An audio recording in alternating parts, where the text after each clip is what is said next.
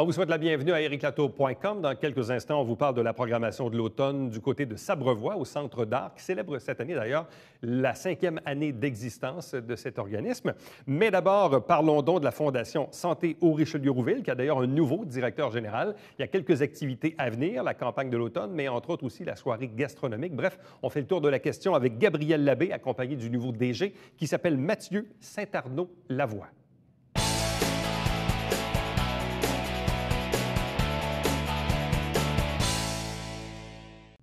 La Fondation Santé au Richelieu-Rouville organise un souper gastronomique. Également, on est en campagne postale pour ce qui est de l'automne. Également, la Fondation compte désormais un nouveau directeur général en la personne de Mathieu Saint-Arnaud-Lavoie, qui est avec nous. Bonsoir et bienvenue. Et félicitations. Tout à fait. Beaucoup. De même que Gabrielle Labbé, qui est coordonnatrice aux événements et aux communications de la Fondation. Bonsoir et bienvenue. Bonjour. Bon, je vais commencer avec Mathieu. Tout d'abord, donc, l'arrivée s'est fait quoi au cours de l'été?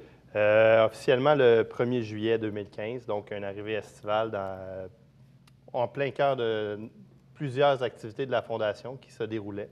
Donc, un très bel accueil de notre équipe au bureau de la Fondation à l'hôpital du Haut-Richelieu, un très bel accueil du conseil d'administration aussi de la Fondation. Donc, l'intégration se fait rondement. Bon, pour que les gens connaissent un peu le personnage, si on fait un bref résumé, disons, les principaux faits saillants de la carrière professionnelle au cours des dernières années, ou même des origines, là, si on remonte un peu plus loin. Alors, je suis un enseignant d'éducation physique de formation. J'ai gradué de l'Université de Sherbrooke en 2004 avec un bac en enseignement d'éducation physique. Avec les années, j'ai développé un profil en administration. Donc, j'ai été à la direction de la Fondation Eulalie du Rocher, du Collège du Rocher Saint-Lambert de 2011 à 2015 et à la direction de la Fondation Santé au Richelieu-Rouville depuis juillet de cette année. Donc, ça dresse une brève évolution. Donc, passer d'un poste d'enseignant à maintenant un poste de gestion de fondation en gestion philanthropique. C'est quand même assez particulier. Comment un prof d'éducation physique devient DG d'une fondation? Quel est le lien qui unit ces deux profils de carrière, si on veut? Bien, premièrement, j'ai toujours été une personne qui aimait l'entraide, qui aimait la collaboration. Donc, j'ai régulièrement organisé des activités en lien avec la santé ou en lien avec la participation de l'activité physique. Et ce goût s'est développé graduellement. Par la suite, c'est arrivé qu'il y a eu une ouverture de poste à mon ancienne école, ou l'ancien collège où est-ce que je travaillais à Saint-Lambert, au Collège du Rocher Saint-Lambert. Et c'est comme ça que je suis arrivé à la direction de la fondation du collège pour par la suite. Bon, mais de fil en aiguille, c'était une plus petite fondation. La Fondation Santé au Richelieu-Rouville est une fondation quand même majeure. Plusieurs employés, un revenu constant aussi, ça c'est important dans les fondations. Donc j'étais rendu à un point où est-ce que je voulais où est-ce que je souhaitais relever un nouveau défi. Quelle est la commande que vous a passée, dans le fond, le conseil d'administration? Autrement dit, on n'est peut-être pas à la croisée des chemins, mais aussi, on pourrait y revenir tantôt. Bon, il y a eu toutes ces fusions là, dans le milieu de la santé, abolition des agences, abolition des C3S, mais en même temps, le nouveau DG du CIS Montérégie-Est, Montérégie-Centre, pardon, M. Deschamps nous disait même le printemps dernier, oubliez ça, les fondations, ça va rester tel quel. Donc ça, on avait déjà cette assurance-là, mais qu'est-ce que vous demande le conseil d'administration à partir de maintenant? Bien, je pense que vous avez raison de dire que la direction du CISSS tient à garder les fondations comme ils le sont. La Fondation Santé au Richelieu-Rouville, elle est là pour rester dans son entité et on veut s'assurer que les fonds qui sont remis à la Fondation avec une optique d'être redistribués dans notre région restent dans notre région. Et vice-versa pour Charlemagne. Et vice-versa pour Charlemagne. Et c'est la même chose pour la Fondation En Vue de l'Institut Louis Braille. Donc, pour nous, c'est important de garder cette optique-là en vue. Outre ça, on est à mettre en place notre campagne postale. Donc, plusieurs de vos auditeurs vont recevoir ces documents-là prochainement. Et vous allez voir que la thématique de la campagne, c'est enraciner. On veut dire à nos donateurs, on veut dire à la région, on veut dire aux gens du Haut-Richelieu, du bassin de Chambly, et de Rouville, que la Fondation, on est bien ancré dans la région et qu'on est ici pour rester et qu'on est en train de développer une très bonne stabilité pour les prochaines années. Donc, c'est un petit peu ça, les orientations de la Fondation. On veut aussi faire le virage vert. Donc, essayer de diminuer le nombre d'impressions papier. On veut diminuer le nombre d'envois postaux. Utiliser beaucoup plus les médias sociaux, utiliser les infolettes que la Fondation fait. C'est d'ailleurs la tâche de Gabriel. Et ça va nous donner une très bonne indication là, vers où on veut s'en aller au niveau de la Fondation. C'est d'aller chercher la communication au niveau des réseaux sociaux et des médias électroniques. Bon, parmi, évidemment, les événements phares de l'année, il y a toujours la Loto Santé là, qui s'est tenue le printemps dernier. Exact. En même temps, il y a eu le défi Je bouge qui a carrément explosé. Moi, j'y ai participé. J'ai fait le 50 km vélo. Puis je l'avais fait aussi l'an dernier puis l'année d'avant. Donc, à chaque année, j'y participe. Mais j'étais surpris cette année, en plus, il faisait très beau, mais j'étais surpris de voir ce nombre d'inscriptions, autant pour la marche, la course, le vélo. Si on fait un bref... aussi. Et les visiteurs qui sont venus se balader au Parc Beaulieu, c'était vraiment une belle fête. Effectivement, cette année, en fait, on a utilisé le terme « pulvériser » tous nos records parce qu'on a fait des profits de 200 000 avec le défi Je bouge en une seule journée. Puis on avait 3 000 participants environ. Là, on est à plus ou moins une dizaine de personnes de 3 000. Donc, on avait des gens qui se sont inscrits sur le site aussi. On a à peu près quelques 200 personnes qui sont inscrites la journée même. Puis on avait déjà plusieurs inscriptions à l'avance. Et en plus, on avait le défi sportif des jardins qu'on a accueilli sur le site cette journée-là. Donc, ça, c'est quelques 500 participants qui venaient de l'entreprise des jardins pour relever un défi sportif dans le défi Je bouge. Là. Et si on fait des comparaisons avec les années précédentes, en quoi a-t-on vraiment augmenté en proportion? Au niveau des participants, je crois que la dernière édition était à 2200 ou 2300 participants, donc il y a une réelle augmentation. Au niveau des profits, il faudrait que je valide les chiffres, là, je ne veux pas m'avancer, mais on a presque doublé, je crois. Qu'est-ce qui fait le succès d'un événement comme celui-là? Vous arrivez là, l'ancien prof d'éducation physique doit être bien content de voir que les gens bougent. Hein? C'est un peu ça l'objectif aussi, de faire un peu de pédagogie, puis d'arrêter de dire, oui, on va ramasser des sous pour acheter une grosse machine pour soigner le monde, au lieu de leur dire le contraire, regardez, on va vous mettre en forme de cette façon-là, vous allez peut-être moins venir à l'hôpital. Exactement. On a 3 objectifs avec le défi Je bouge. Le premier objectif qui est primordial dans la réussite d'une activité comme celle-là, c'est promouvoir l'activité physique. On promouvoit l'activité physique dans toute la région ici, qui est bénéfique, et c'est aussi un excellent moyen de prévenir nos visites dans les cliniques et dans les hôpitaux. Le deuxième objectif, c'est évidemment d'amasser des fonds pour la Fondation. Donc, c'est une activité philanthropique. Les gens qui participent au défi Je bouge, les commanditaires, ça amène des fonds et ça, c'est bénéfique aussi pour ça. Et le troisième objectif du défi Je bouge, c'est le rayonnement de la Fondation. Donc, on souhaite avoir une très bonne visibilité. Je ne sais pas si vous avez remarqué, on était dans les oriflammes de la municipalité ici sur Saint-Jean. On était dans plusieurs abribus et autobus de la région ici où est-ce qu'on avait notre affichage. On était sur les panneaux affichage sur le bord de l'autoroute 35. Donc, la visibilité, elle est très importante pour la Fondation. C'est pas mal les 3 objectifs qu'on cite. Ce que j'ai trouvé intéressant, c'est la réaction des gens parce qu'il y avait des gens de tous âges. Oui. Des jeunes, des vieux, des femmes, des hommes, des gens très en forme, très athlétiques, d'autres un peu moins, mais qui étaient là plus participatifs. Mais c'était de voir tous ces gens-là qui étaient unis, dans le fond, pour une belle journée d'activité, oui, pour la Fondation et tout ça. Mais je trouve que ça veut dire que ça fait du bien à tout le monde. Bien, je pense que ce qui fait la différence entre le défi Je bouge et d'autres événements sportifs qu'on voit dans la région, c'est que l'événement du défi Je bouge est un événement qui est non compétitif. C'est ça. Ouais. On ne remet pas vraiment de médailles. On n'a pas le choix, là, parce qu'on est un événement homologué par la FQA, de déclarer des gagnants pour chacune des épreuves de course. Mais sinon, on ne remet pas vraiment de médailles. Il n'y a pas de podium. C'est vraiment, les gens sont là pour fêter la santé, avoir du plaisir, bouger, puis être là pour la cause aussi. Là.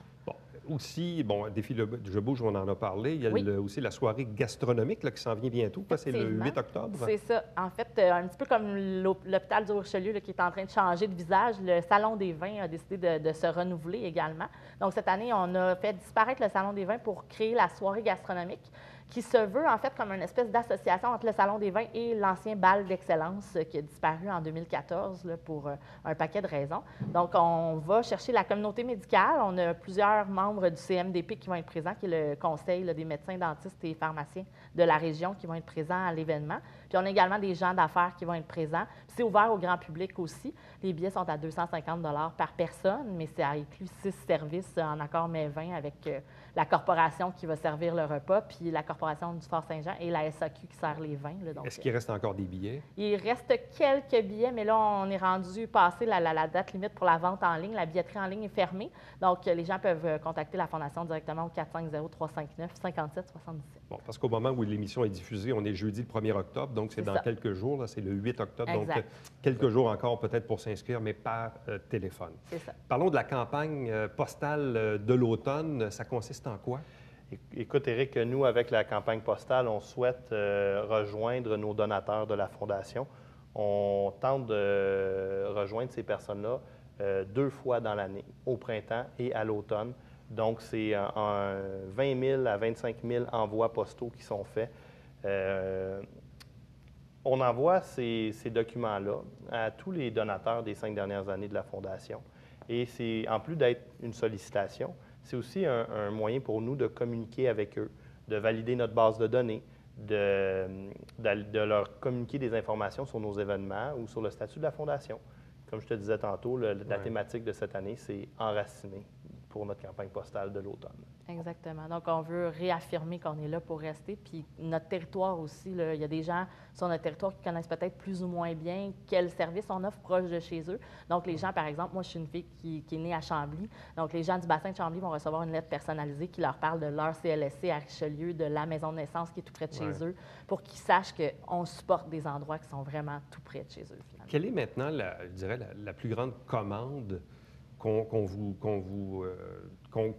je pourrais dire ça, la plus grosse commande qui est sollicitée de la part de la direction du nouveau 6 Montérégie-Centre pour les établissements que vous desservez à la Fondation?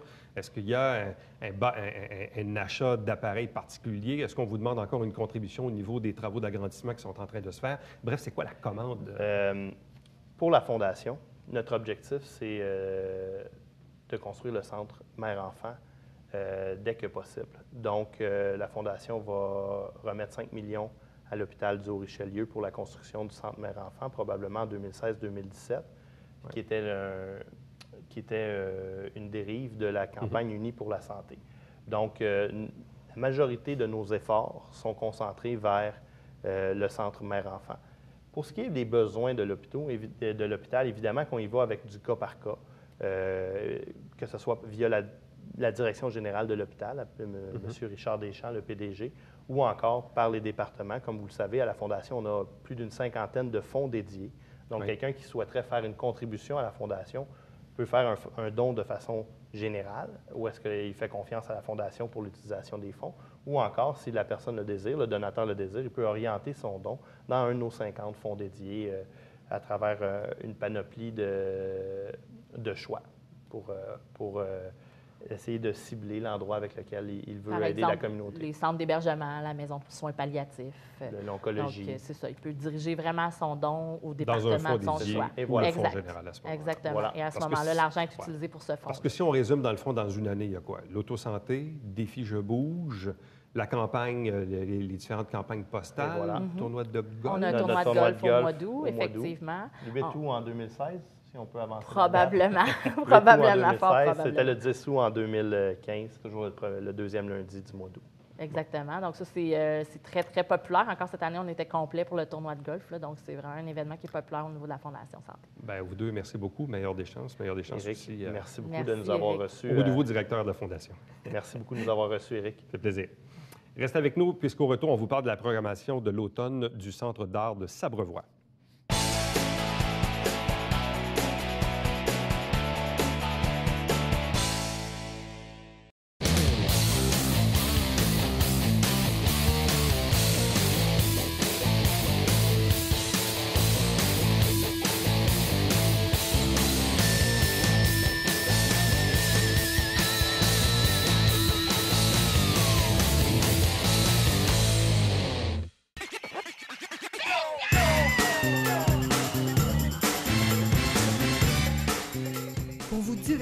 Dans le confort de votre foyer.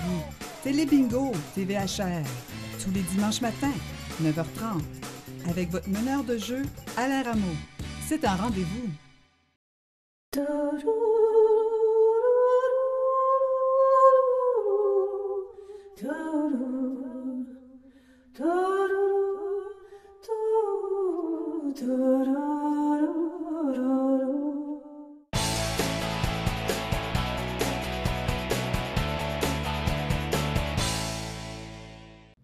Parlons maintenant de la programmation automnale pour le Centre d'art de Sabrevoix, qui en est d'ailleurs à sa 5e année d'existence.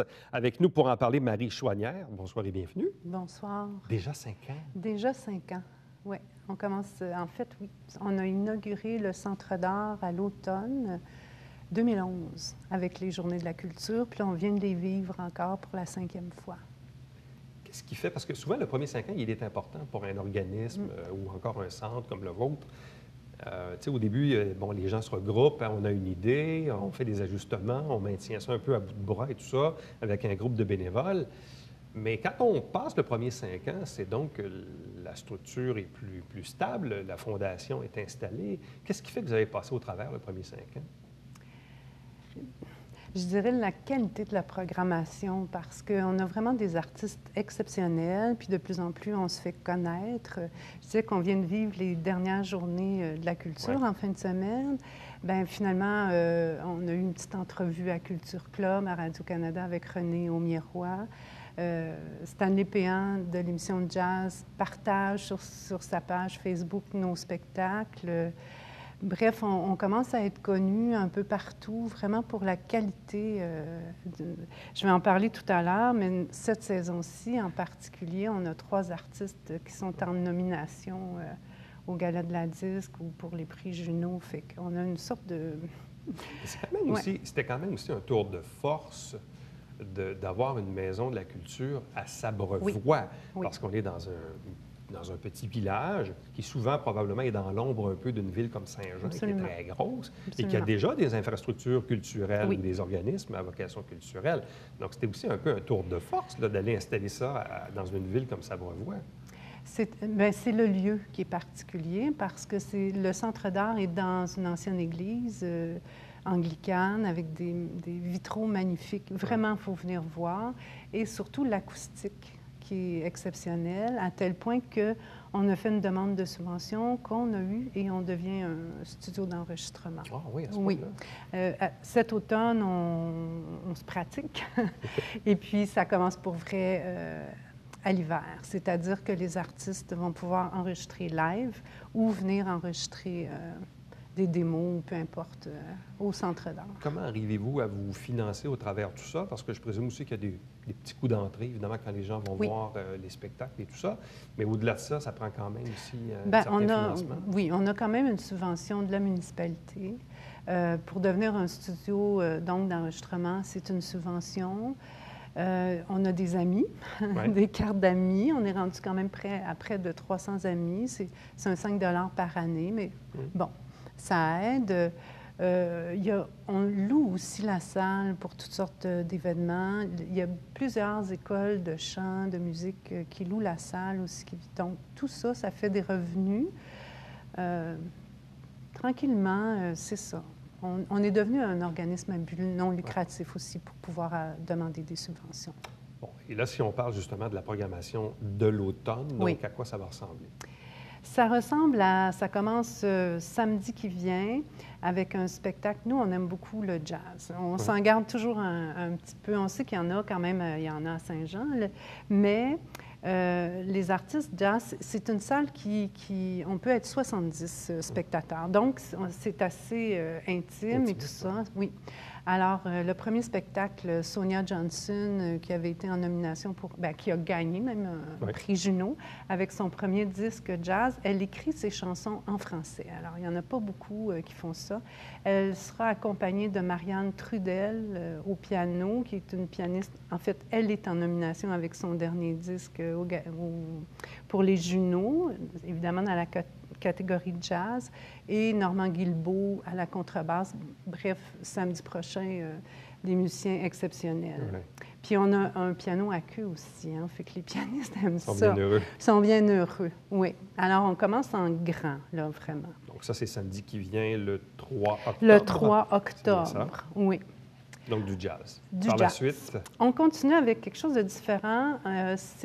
On appelle ça nos brunchs classiques et brioches. C'est le dimanche 18 octobre, c'est à 11 h. Les gens arrivent vers 10h30 parce qu'on offre effectivement des brioches qui sont très bonnes, qui sont cuisiné par une dame de Sabrevoix qui a fait l'émission Les Chefs, quand même. Ah, quand même. Ah, quand même. OK. C'est bon. Elle arrive, sont chaudes, les brioches. Alors là, on a un duo, père-fils, Jacques et Nicolas Boulris. Ah oui? Oui. Jacques, donc, on connaît comme écrivain, poète, et Nicolas comme chanteur qui est membre du Vent du Nord, qui est en nomination au Gala de la disque, oui, pour le disque en la catégorie de l'année traditionnelle. Mais là, cette fois-ci, c'est différent. Il vient nous présenter son premier album solo, Maison de bois. Il va nous faire des chansons tout seul, au piano. Il a mis certains textes de son père en chansons, et Jacques va nous lire des extraits de son dernier livre qui s'appelle « L'invention des fêtes ». Alors, ça risque d'être... en les connaissant Donc, tous les deux. Donc ça, c'est pour le dimanche 18 octobre. 18 octobre, Au matin. oui, à 11 h. On continue, et bien là, on a encore une nomination au Gala de la disque, Valérie Lahaye. Oui. Oui, en nomination Révélation de l'année. Elle est la seule fille dans les... J'ai regardé la liste. Et là, elle a fait paraître son disque Vertige, qu'elle présente d'habitude avec plusieurs musiciens, beaucoup de guitares. Bon. Mais là, elle vient seule au piano, c'est vraiment intime. Et c'est notre série à l'heure de l'apéro. Alors, c'est à 16 h, le dimanche 8 novembre. Ouais. Dimanche 8 novembre. À quelle heure? 16 h. 16 h. C'est vraiment l'heure de l'apéro et on offre l'apéro. Oui. Voilà. Valérie, vraiment au piano, et son album est vraiment magnifique. Elle aussi écrit ses chansons. Elle a des collaborations, mais depuis qu'elle est tout petite, hein, Valérie qui a fait ça. Si on continue, on a toujours une relève et découverte. Ça fait partie de notre mission. Et cette fois-ci, c'est Mélissa Savage. C'est une jeune femme de la région qui vient de terminer, qui a eu son diplôme en arts, lettres et communications au cégep. Et ce qu'elle a fait à la fin de son DEC, c'est qu'elle a présenté des chansons qu'elle écrit. Et ça a été très, très apprécié. Donc, pour la première fois, elle va faire tout un spectacle juste à elle. Et puis, elle fait du rap aussi.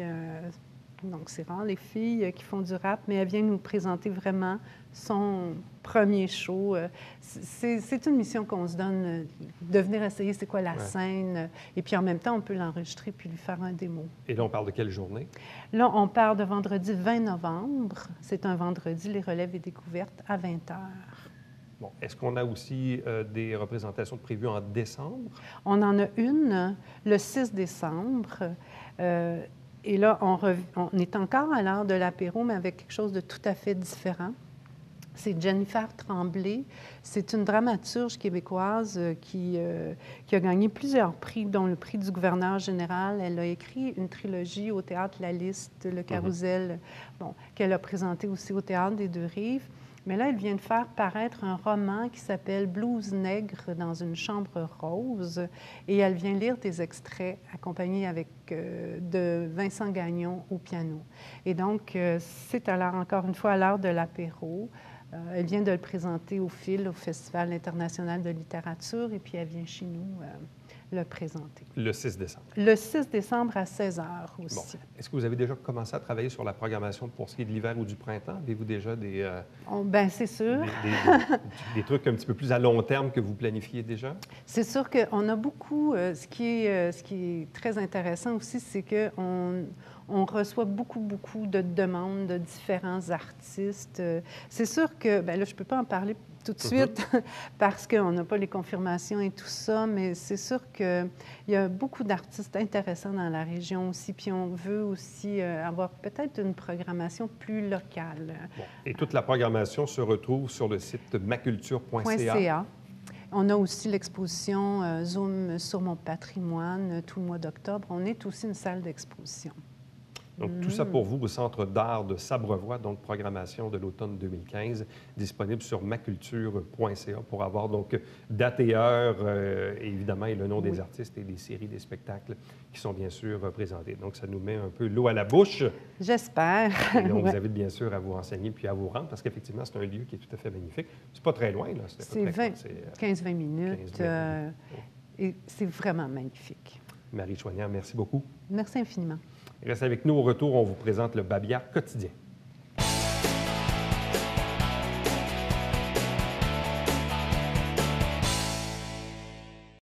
Vous le savez, les travaux de l'entraîneur sont commencés déjà depuis quelque temps. On commence à s'habituer à certaines entraves, mais en même temps, les travaux seront évolutifs. Et d'ailleurs, on a mis à la disposition du public certains outils. Il y a une page Facebook, d'ailleurs, qui a été créée, où vous pouvez aller tout simplement sur le site de la Ville, qui est sjsr.ca/revitalisation, pour voir un peu une mise à jour des entraves à la circulation dans le Vieux-Saint-Jean. Puis c'est aussi important de continuer d'encourager les différents commerces qui sont visés par ces embûches de circulation locale. Je suis allé me promener d'ailleurs pas plus tard que la semaine dernière, et encore une fois, j'étais content de voir qu'il y avait bien des clients dans tous les commerces visés, de Pisa-Richelieu jusqu'à la Trinquette et même du côté de la rue Champlain. Donc ça, bien sûr, on continue. On vous invite bien sûr à regarder l'émission Saint-Jean-sur-Richelieu à chaque semaine où on vous présente des extraits du conseil municipal. Vous avez la grille horaire à l'écran. Ne manquez pas le télébingo tous les dimanches matins, 9h30, en direct avec 3 500 $ en prix. La carte pleine est à 2 000 $. Il y a aussi une trentaine de dépositaires dans la région pour acheter vos livrets et pour avoir la liste, vous faites tvhr9.com. Entre-temps, si vous désirez me joindre, plus facile et plus rapide par courriel, vous faites Éric Latour en un mot à commercial tvhr9.com et nous, on se fixe rendez-vous demain. Bye-bye.